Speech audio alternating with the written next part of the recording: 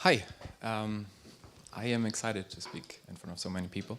I hope you are over the food low from lunch.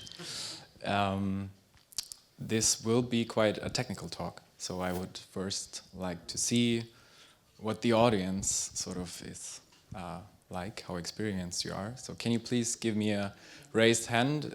Do you regularly work with AI projects? Okay, so I guess we are an a conference about machine learning, so that shouldn't be surprising. Who of you does engineering regarding AI projects? Okay, still a few. Who trains models themselves?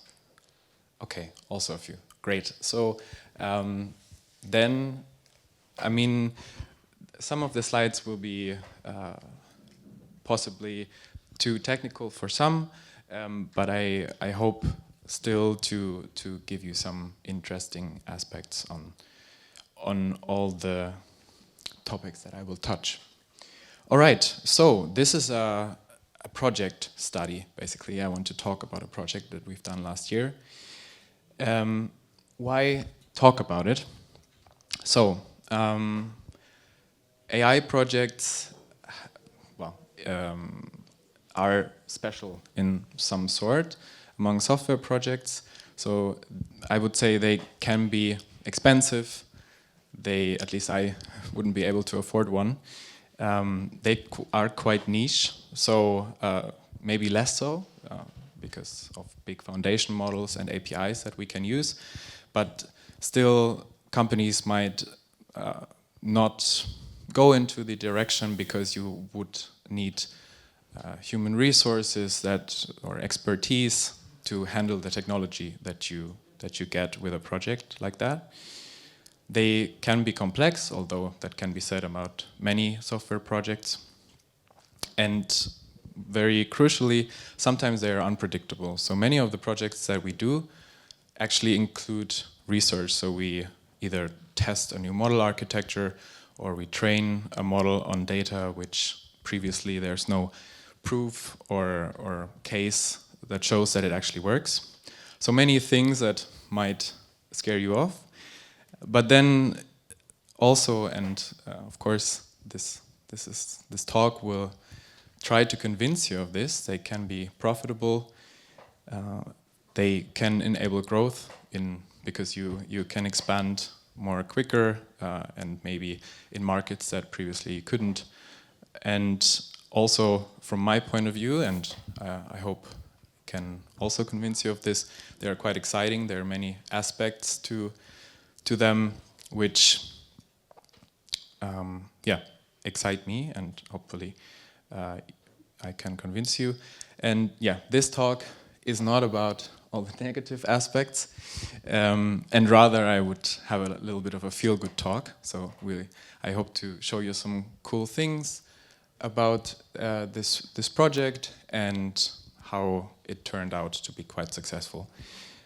We, as a company, of course, try to take care as best as we can of the complexities and try to mitigate these risks, and then, of course, in the end, hope to get the best out of them. And we are quite grateful for innovative companies like Upcore, our client in this project, that takes the leap with us and trusts us to circumvent the pitfalls and get an exciting product out of it. So, what am I going to talk about? First, let's describe the problem. We want to match car park visits. So, imagine you have a car park, and Upcore manages quite a few of these, and you have cameras looking at the entrances and sort of taking pictures of cars when they go in and out. So car goes in, car goes out. Let's imagine you have a Lidl parking lot. This will produce a stream of events. Each of them is a license plate image, basically, and some metadata attached to it. So this could be location, driving direction, and so on and so forth. So we let's look at an example of how this stream of data might look like. You have a bunch of images. Here, all the entries, and here, all the exits. And as you can see, this license plate here, for example, is recorded twice. So there's another observation of the same license plate, actually, a little bit later. But two different images. We call each image and each event that we get an observation. The first task is to basically realize, okay, all these observations, they are grouped into one transit. So that's the next terminology. We call entries and exits a transit. So you can see here also, although there's a cutoff, you can clearly see this one is the same license plate as this one and this one. And now you have two transits, and you need to match them to form a complete visit. Last term of terminology here. And this is the final payload, basically, that comes out of the software.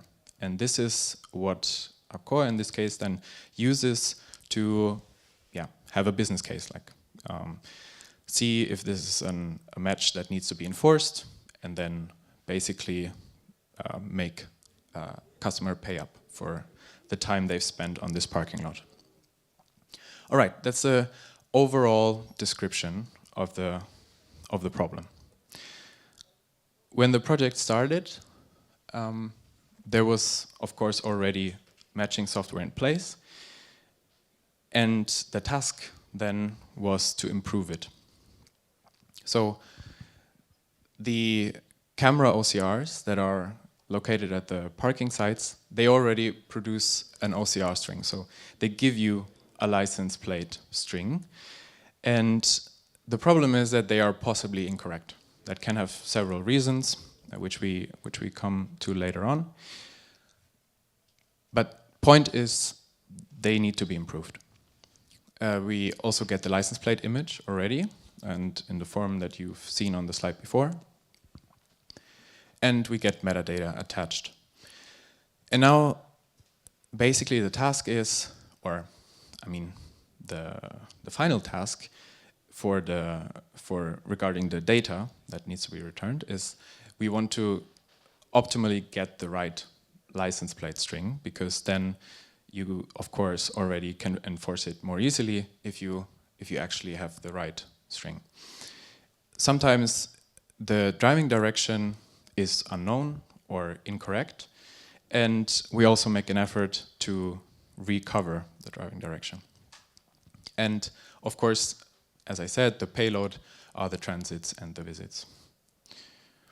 Now, the performance at the outset of this project, due to the exact matching, which was based on camera OCR strings that are possibly incorrect, were for some markets, which are, for example, shopping stores, around 80 to 90%. So there was some room to improve, and that's why we set out to get a higher matching rate, which is, in the end, the biggest sort of point of this project. And of course, it's also important to have insight about your parking lots. So the less correct the matching is, the less information you have about the number of cars that are actually inside a car park at a specific point in time. So your occupancy calculation can be off. And in general, you don't know if an unmatched observation is an orphan, we call them orphans, that belongs to a transit that was matched, so you're not losing business value, or if it was lost, invisible, in the sense that there's no other transit that from the same car that covers the driving in or driving out. So in the end, we provide better insight and fewer orphans. And importantly, we need to do this in real time and in production.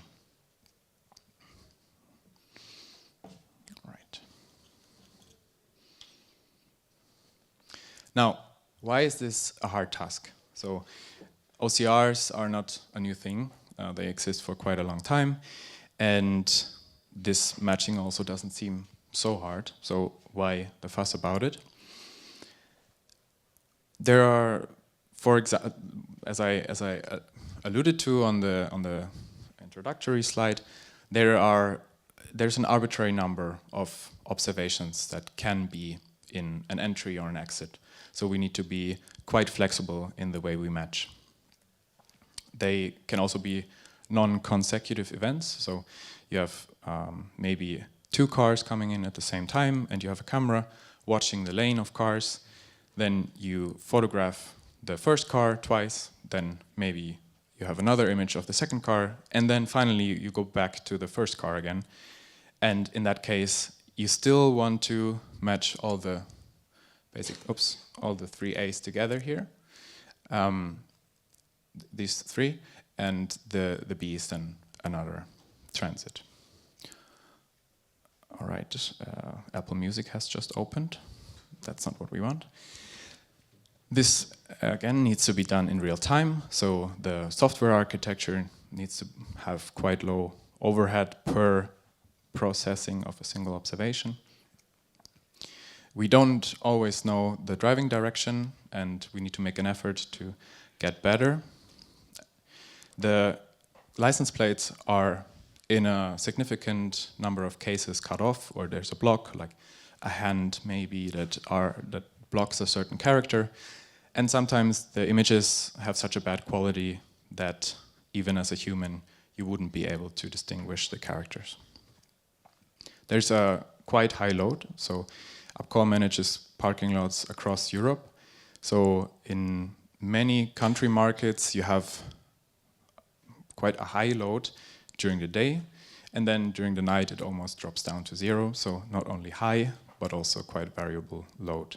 And of course you don't always want to have the full capacity of the system, and you want to be able to scale the system down.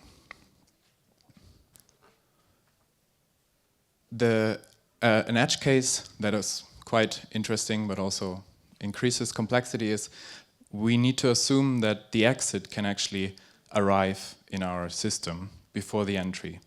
And that is, for example, someone kicks a camera or so, and it's offline for a couple of hours, and then it sends its data, and possibly the exit was monitored with a different camera, and that doesn't have the same problem.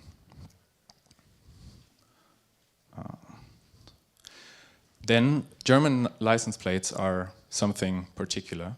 So they actually are not a unique license plate until you have the TÜV-Plakette inside. So there is a hyphen placed at the position where the TÜV-Plakette lives. And this, of course, is an additional complexity that we have to deal with. Right. Let me drink something.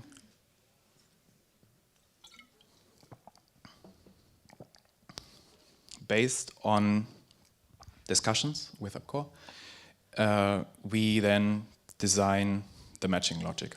And I, of course, will not go into all the algorithm, but due to the constraint that we cannot assume that all the information is actually present in an image, because there's a cutoff or a block or something, we need to do some fuzzy matching and then apply additional heuristics in order to recover the actually or mitigate unreasonable rate of false positives. How does this look? So we have this fuzzy matching candidate selection, and then we do discrimination based on heuristics. Now, imagine you have these observations, several of them in a line, basically as a stream, and we then, irrespective of the driving direction, so you have here in, maybe this is unknown, this is a different license plate which doesn't match fuzzy, this is also an unknown driving direction, and here again in. But all of these 4 are actually quite close in a fuzzy matching distance, and then we match those together.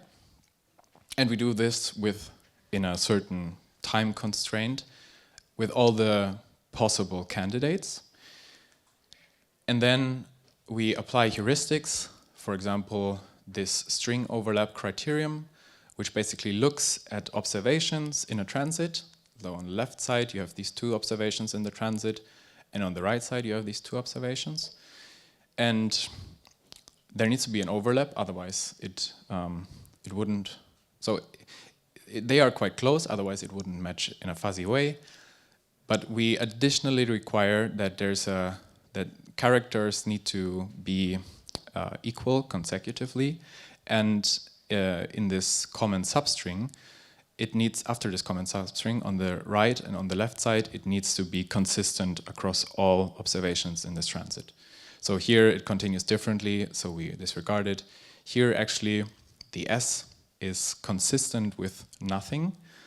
That's the exception, and we allow this to happen and say, okay, in this case, we say this is a valid collection. And additionally, this substring needs to have a certain length, otherwise we also don't accept it. And without going into detail, similarly, we do this with the visits. We have the in direction and the out direction, which is inferred after we match this. So here are 2 question marks, but then in total, this looks like an in direction, and we say if there's only in and unknown, we say it's an entry. And then, yeah, we match entries to exits and exits to entries in the future and the past. So much for the business logic. Now, we need to improve on the OCR. We've seen, although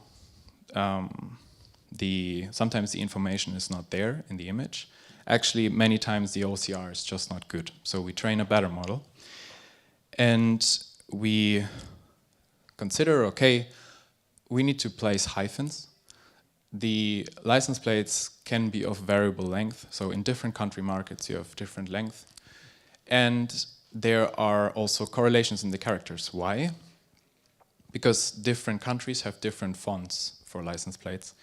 And actually, if you generate a character based on the knowledge of the previous characters, which is what a transformer does, or like LLMs do, then you have additional information about, or you can make a more informed choice about the current character that we are looking at. So we choose an architecture which is called TroCR, which is, so basically on the right you have the decoder part, and on the left you have the encoder part. And the right is basically what a modern LLM is.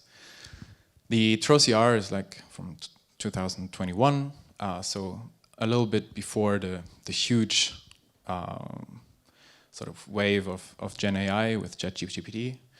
And yeah, basically modern LLMs don't have this encoder part. Of course, for multimodal models, you would then also have a visual transformer like it's here, and then encode the image to get an embedding.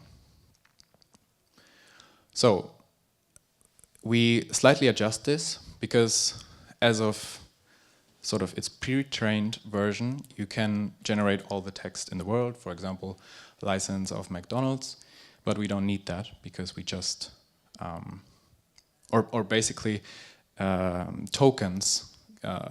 There's also, for example, a token called Facebook in the TroCR, and there's no license plate that needs to be built of the token Facebook.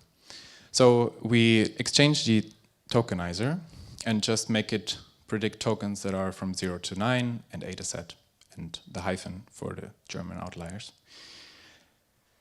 And this needs to also include a change in the projection to the tokens. And we train both the decoder on the cross entropy and the encoder on a triplet loss. Now, the data that we have for the training is, in the quantity, it's quite good. We have access to a lot of images that UpCore produces in its productive business. But a problem is that they are only weakly labeled, meaning they can be wrong. So what do we do about this? We first assume that actually, okay, the majority of them is actually correct. So we work with that assumption, and then we do an iterative bootstrap training, meaning we start by heavily augmenting the data, and that's actually quite important. I will tell later why. We train a model, this is then the stage 1 model, and after training we remove all the samples where this stage 1 model predicts a different label than the actual label. And you might say, okay, but then don't you remove all the hard samples, and don't you in the end sort of lie to yourself? Because if you remove all the hard samples, of course your quality or your metrics get quite good. And that's why this augmentation step is so important. So you really need to augment heavily, produce very hard examples, such that the model is able, already after stage 1, to be able to deal with hard cases and only remove labels which are actually incorrect. And then we do this another time and train a stage 2 model, and we will see later on what this brings in performance increase. All right, another step that we do is we first match exactly. So all the observations that come in, we can, of course, in a similar manner as Accord does, match exactly according to certain time constraints. So we wouldn't match 2 observations into the same transit if they are a day apart, for example. And there is some logic to this. And by doing this, you drastically reduce the chance that the label is incorrect, because otherwise it would need to be in the same way false twice in order to be matched. And we enable metric learning, which is then used for the triplet loss, because we have already groups of license plates which are different images but the same content regarding OCR string. Then there are some standard augmentations which I won't go into, but then maybe more interestingly, we need to somehow deal with cutoffs and also introduce a multi-line capability, which is not standard in the TroCR model if you use a pre-trained model. So what do? Here in this left image, you basically can see that, okay, there's a cutoff image. And then after having done this, this stage 1 training from the last slide, your model always predicts 7 characters, always, or 8 characters, depending on some random internal logic, but it will definitely not realize that now these are just 5 characters, because it always sees for hundreds of thousands of cases a certain number of characters. And because cutoffs are not as present in the training data, and even if most of the time we actually get the full license plate, because sometimes the camera OCR strings depend on a different image than what is sent to us. So if you take the stage 1 model and predict this image, you will get this prediction. And now what you can do is you look at how confident is the model that actually this character that I'm predicting now is present. And you do this by looking at the cross entropy between all the predictions and the label, and you introduce a threshold. So if the cross entropy is smaller than some threshold, you say, yeah, the model can have seen this character actually, and otherwise you disregard it. And that works surprisingly well. And we then use this augmentation in stage 2 to produce a model which can also handle cutoffs. And the second augmentation that introduces a multi-line capability, which is quite simple, is we just cut the image in half and stack it on top of each other, which also is very simple but works surprisingly well. All right, now, what do we get out of this? Quite nice metrics, actually. So the hyphenation for deciding whether this license plate needs to have a hyphen or not, basically saying it's a German license plate, if you want to phrase it differently, has an F1 score of 0.997, so almost everything is correct.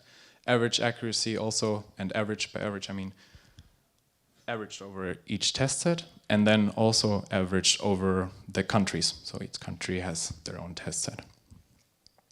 Is 99.8%, and the recall for the metric learning, recall at precision, because in the end we say, all right, we want to have minimum precision of 98%, and then we optimize for the recall, and in this way we also get quite good numbers. So was this actually necessary? The answer in some part is yes.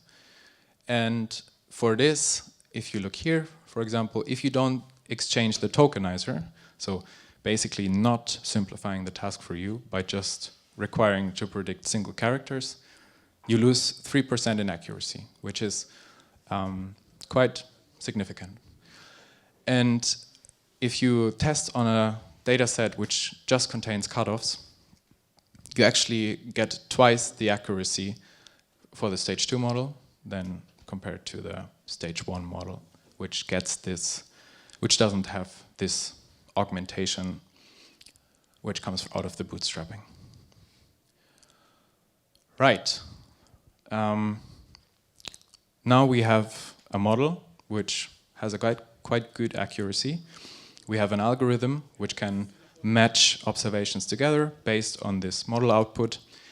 And now we have visits or transits, and we want to tell UpCore how likely is it that this is a correct visit. And here you can see an example of, this is one that we should flag as probably this is not a good visit because it's just the sidewalk. And how do we do this? We introduce a confidence, and this is generated from the entry term, the exit term, and the visit term. I will show you now formulas. We don't have to go into detail here.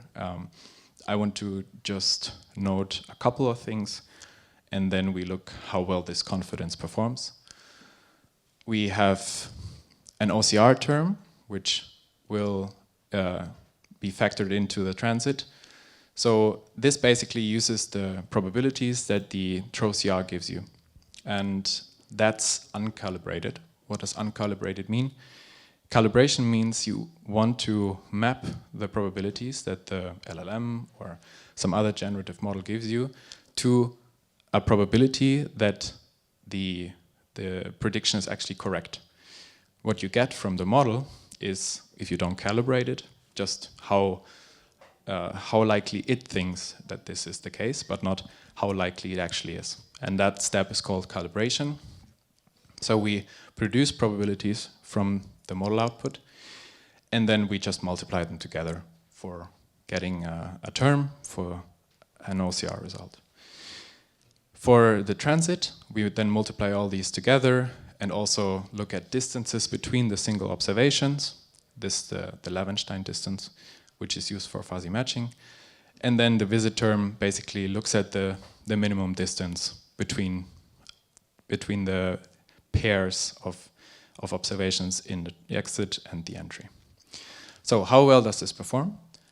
Again, quite well, quite nice.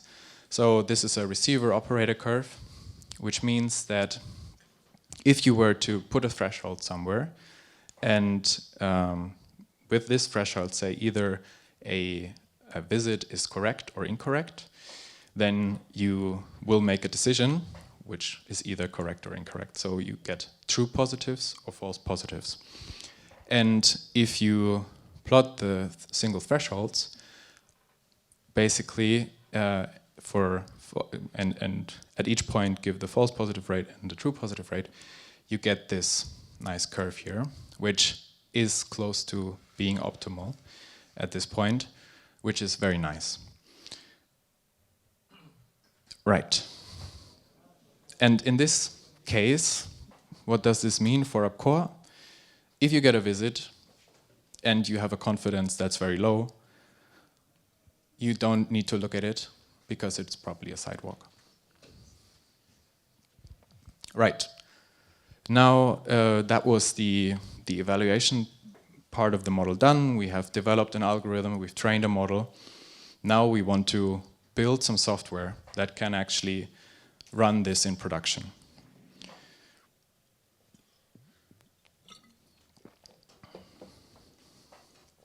And we use an architecture paradigm which is called event-driven architecture.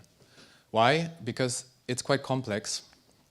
There are many edge cases, and if you want to bring them all under a global view, basically, if you design your software, you will quickly run into, okay, but if, and then else, and you basically at some point lose the oversight.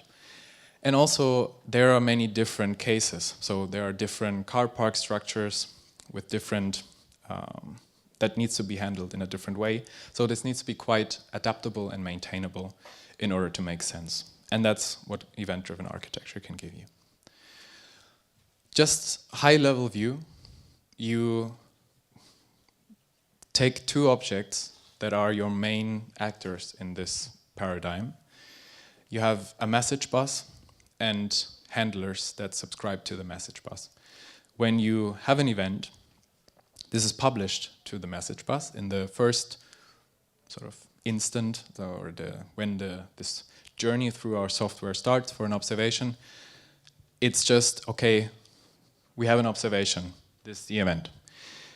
Then the message bus notifies the handlers that subscribe to it. They do their thing. That can be, for example, record this observation, like put it into a database or other steps. And when they're done, they publish another event to a message bus saying, okay, observation recorded, or observation processed, or transit assigned, transit published, so on and so forth. And by doing this, yeah, we take basically the perspective of the matching process and decouple the production and the consumption of events. Meaning, whenever you want to change something, you don't have to think about all the part that raised the event. All you can do is, okay, this event happened, now I want to add a handling, which is then just adding another handler to the list of yeah, in this case, asynchronous handlers. Right, so the components are, we get our data, we get our image, we prepare the data, like put it into a database, we assign entries and exits to the observations by looking at the string that's returned from our OCR model, but also from the OCR that we get from the camera. And then we publish structured data of visits and also transits to UpCore. Now, I said we bring it into production, this software that we have written. We have two, well, or I want to put emphasis on two aspects here. So we have a model and we need to deploy it in a manner that guarantees high throughput because we have this high load. And it should be production ready, like it should be robust, it should be fail safe. And that's why we use NVIDIA Triton with the ONNX backend. Some of you might have been in the workshop we did this morning, where we discussed this in more detail. And then, of course, also due to the high but also variable load, we need a scalable architecture. So we use microservices that have stateless matching pods, which are synchronized by a database in a Kubernetes cluster. We deploy this using Terragrant to have multiple environments. And the database that we use is PostgreSQL. And then, yeah, what I said, the Triton server, just as one example for a pod in our cluster. And as you can see here, and if you were in the workshop this morning, it's quite straightforward actually to deploy a model with Triton, and it gives you this dynamic in-flight batching and also thereby increasing your performance, throughput. Here you can see a comparison between a native PyTorch deployment that actually doesn't do in-flight batching, but I've just given it the batches directly, and the Triton implementation. And this is also quite improvable, so we didn't go all the way in optimizations, and from other projects I know that we can reduce the inference time by quite a bit, for example, if we introduce key value caging. But as you can see, we're about 70 inferences per second, which is plenty for this case. Okay, last slide. I said they are profitable, these AI projects. So what came out of this? We had all these development steps, and in the end, we got 5% relative increase in the number of visits overall. And these are legally enforceable in the same manner that they are enforceable for exact matches.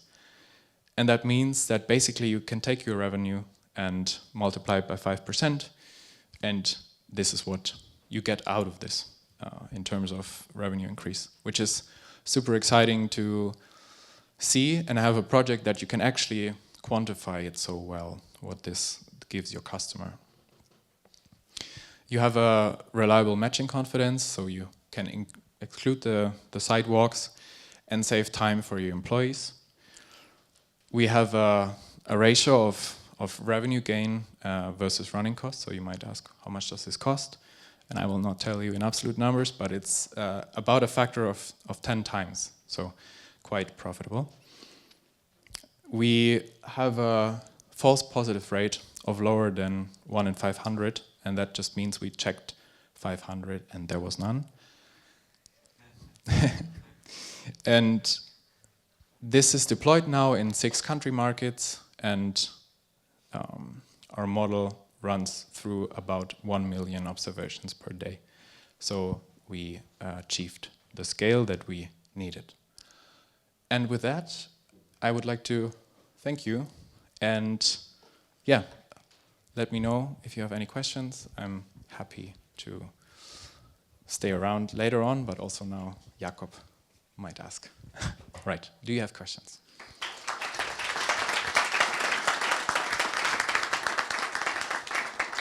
Yeah, thank you very much, Fabian. Please raise your hand. I'll try to be there with the microphone. Thanks for the very interesting talk. It's also nice to see some AI brought into action once in a while from a research position. Could you repeat why you have made this multi-line capability? What realistic setting would require this processing of multiple lines in a license plate? Just there are license plates which have multiple lines. That's the point. Okay. I should have said this, but that's the thing. There are very seldomly, but for example on motorbikes, I think this is more common that you have just several lines, and the pre-trained models are just one line. OCRs basically. Okay, cool, thanks. And one follow-up question maybe on profitability, right? Because you said, okay, numbers go up for the company you did this for. What's the long-term profitability model for dida? Do you have also any licensing model which gives you a share back when the system is employed?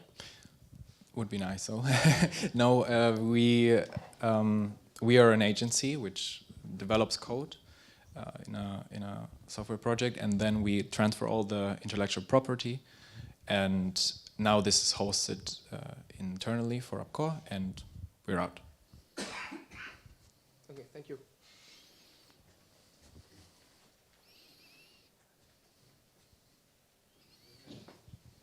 Thank you for the talk. I have 2 questions. So the first question is about the input. So is it just images of the license plate, or is it full?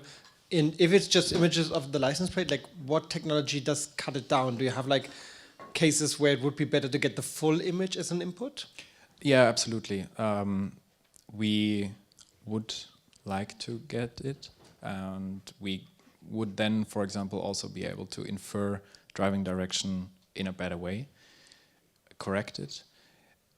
but in this case, we only have access to the cutouts already, and that's done by the camera providers. The overview image are also present, but due to some legal constraints, it wasn't sort of brought into this project. And one follow-up. So you said you restricted the token that you can predict, right? Like just numbers and letters. Did you consider also have a special token for like a part that you can't see, so that the model is able to predict? Oh, there is some. I know there's something there, but it's kind of covered. Yeah, that's a cool question. Yeah, I considered it. In the end,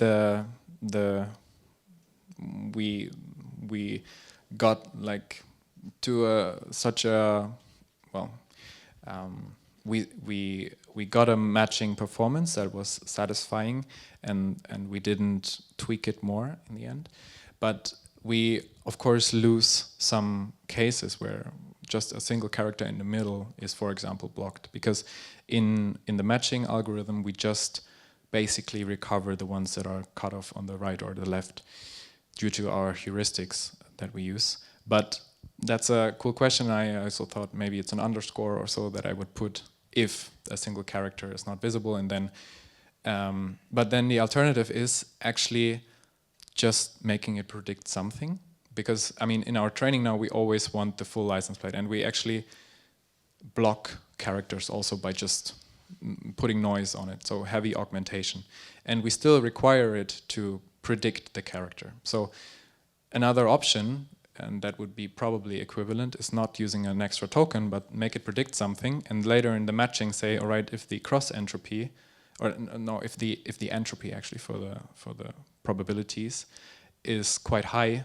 we say, well, this is probably blocked, and we can match something that's maybe close to it, like a 0 can be an O or something, or we just say, well, match anything.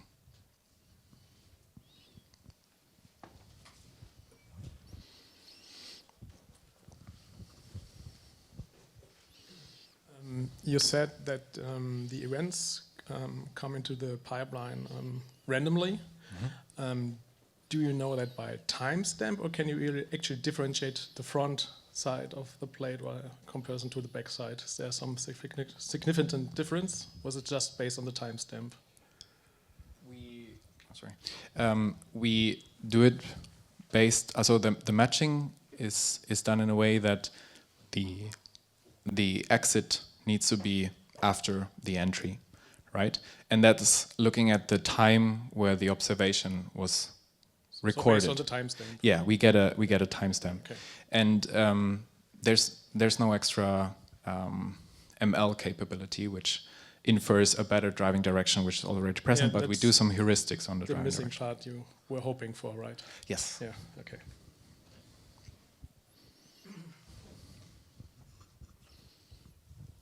Okay, any more questions here?